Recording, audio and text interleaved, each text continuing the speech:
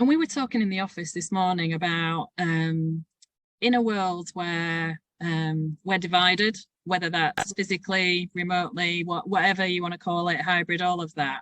Mm. How do we do that when we aren't seeing people as much, when there is less connection, where I speak to so many organizations that are struggling to get people back in the office? How do you create in the real world that sense of togetherness, that all of the things that we're talking about here, and enable leaders to be able to see and act on the moments that matter when we're not with people as much? Yeah, okay. Well, you have to intentionally create moments for connection. So, I mean, one, I would say you will need to come together sometimes. You know, if you're fully remote, you'll need to come together sometimes. If you're hybrid, you are coming together sometimes. I think that human connection, you know, we've seen so much, part of the reason that burnout levels are increasing is because we haven't had that connection, that visceral connection to people. However, you know, we're people, we don't know what's good for us. You know, we all say, well, I want to work at home all the time, and that's much easier, and then it gives me loads of flexibility. Yes, that is great.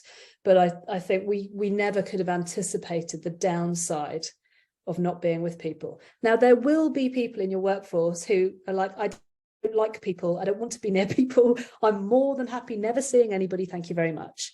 But you know, those individuals aside,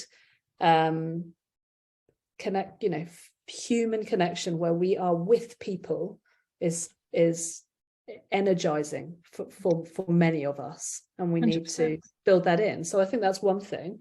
Secondly, I think we've had to become more intentional about what we are talking about and when we are talking about it, you know, so we're not just all in the office and things just come to the surface, you know, organically. We have to think, right, you know, these are the things that we work on, and we need to have time to work on all of these together, and then you have to very intentionally make that time.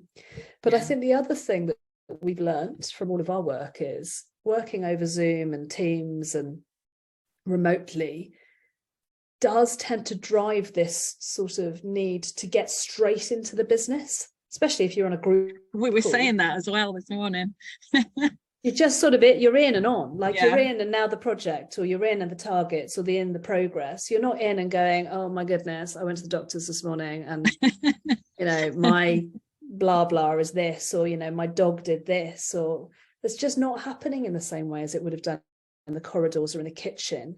And we're losing connection from each other because of it. It becomes about execution all of the time.